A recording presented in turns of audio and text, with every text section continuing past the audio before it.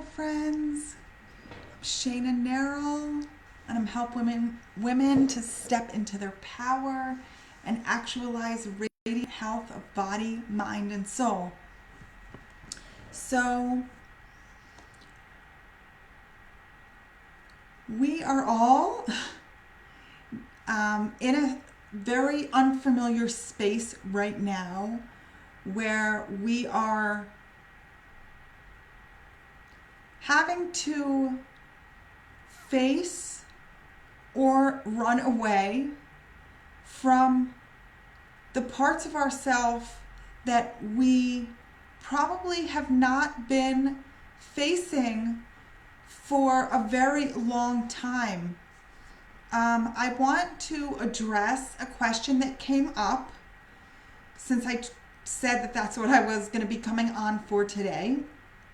So this question is dealing with food cravings, which are probably up for many of you right now, being that you're at home and, again, we can't distract ourselves in the same way. We can't go to all the things that we usually go to, even though we actually can find things in our home. But again, it's very different playing field right now.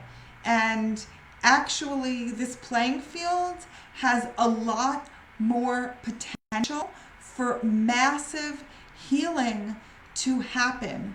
So the question that I got was, after I eat healthy food, I feel intense cravings. And so what is this about and what can I do about it?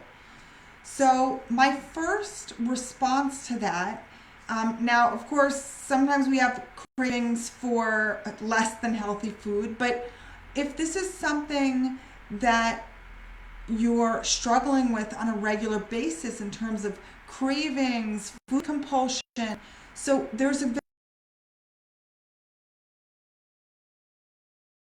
intense cravings after you eat just a very healthy meal.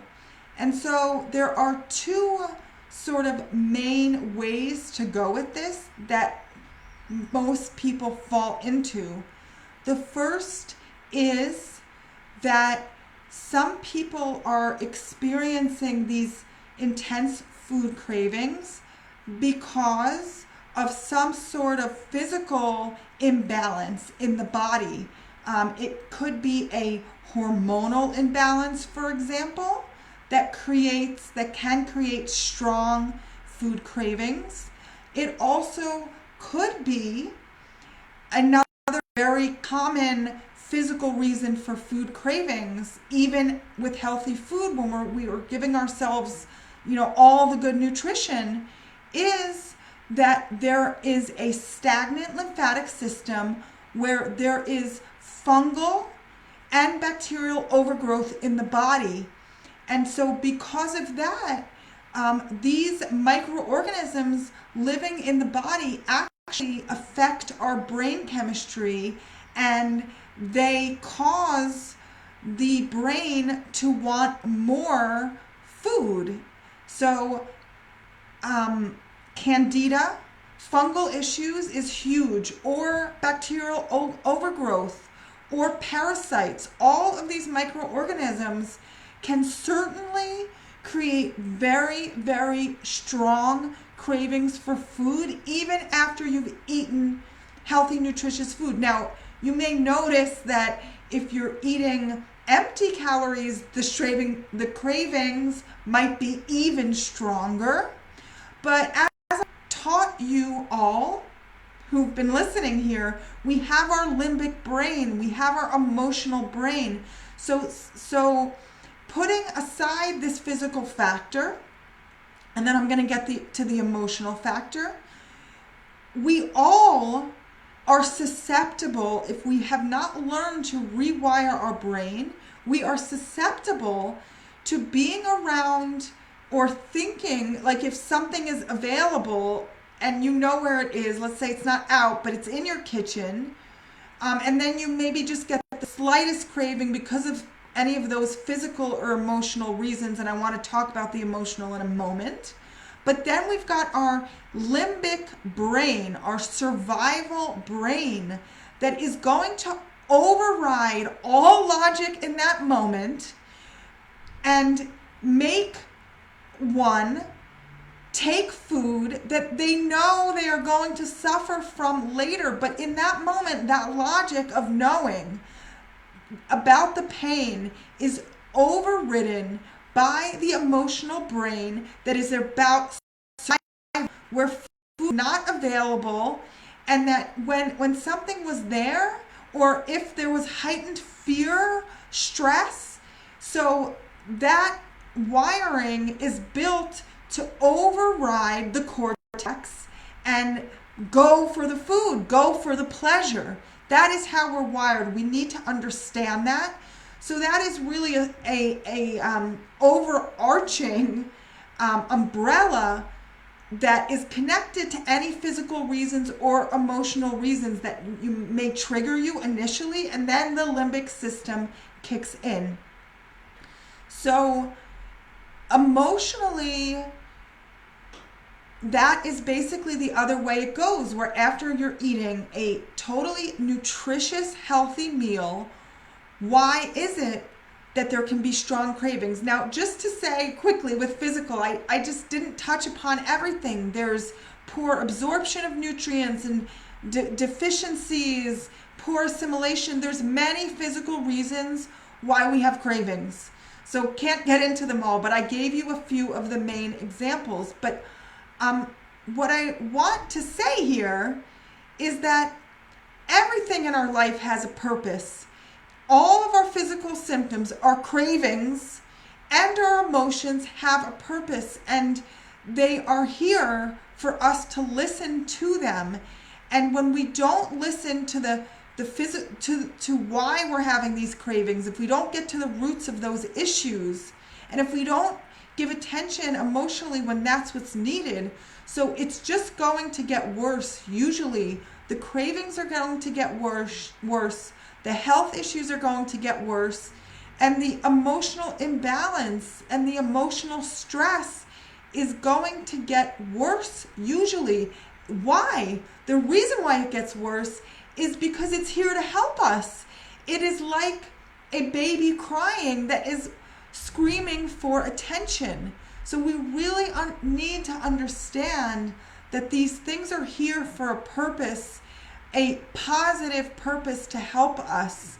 And so then when we understand that, that is when we can move towards true healing, getting to the roots. And I've really met many people who they haven't fully understood that very, very foundational shift in awareness about learning that our physical symptoms, our emotions, and our cravings, they're all here to help us, but we need to look at the signs.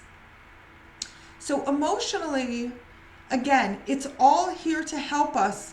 However, many of us have not been accustomed to feeling safe to feel our emotions. There's this resistance, there's this constriction for many reasons that happens.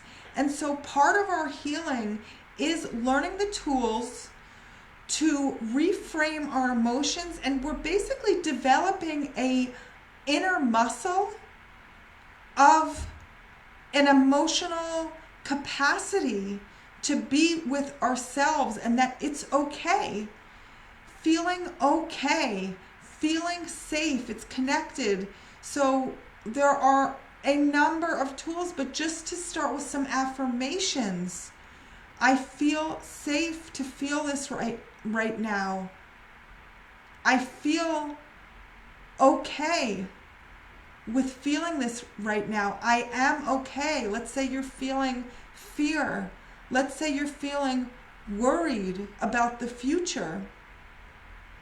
It's so important to tell yourself it is okay to feel this right now. I am okay. I am safe. And then breathe into it. we must reverse this pattern of numbing ourselves with food or other things that we numb ourselves with so that we don't feel these emotions, because it is so crucial for our health and healing that we begin to feel the emotions. And then once we begin feeling them, for the emotions that are very deep, let's say, that go back to trauma, so then we can learn the tools to heal and to release. And sometimes we have techniques to very quickly shift our state, very quickly shift from a place of feeling, let's say, blame, like self-blame, self-hatred, hating our body, hating ourselves for constantly continuing the same habits that just cause us to continue in a vicious cycle of being trapped in these being trapped in destructive habits with food or other destructive habits. But so this is going to generate self-blame.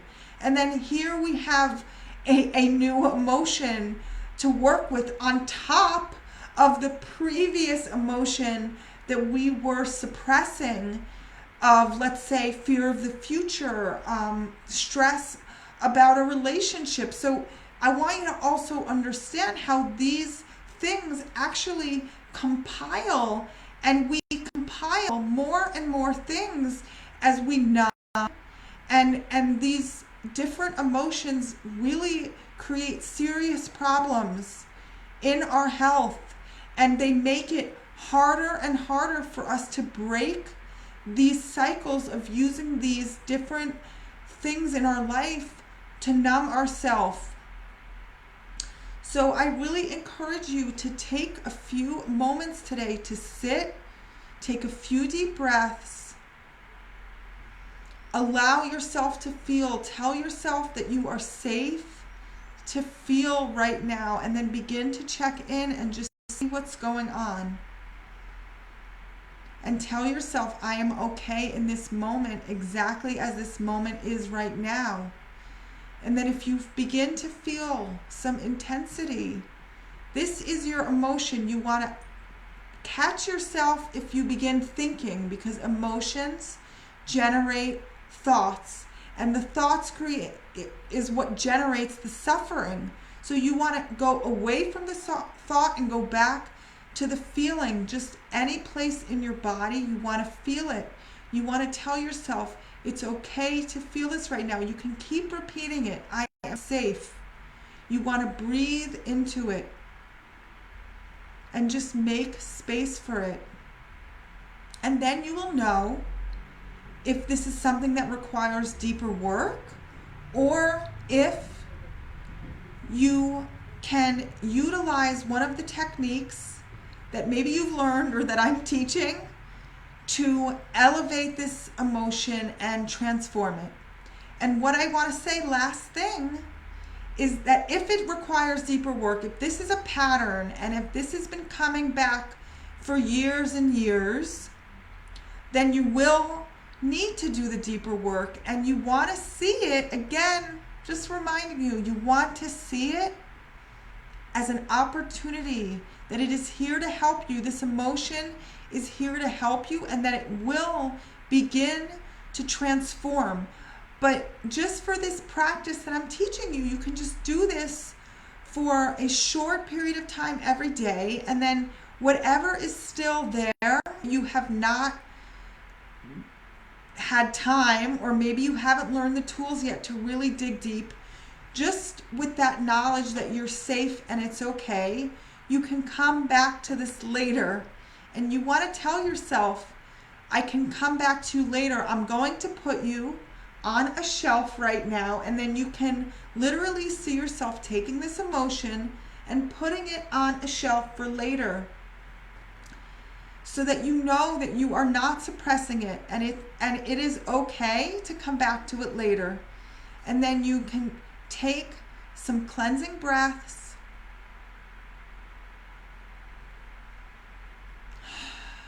You can wipe clean.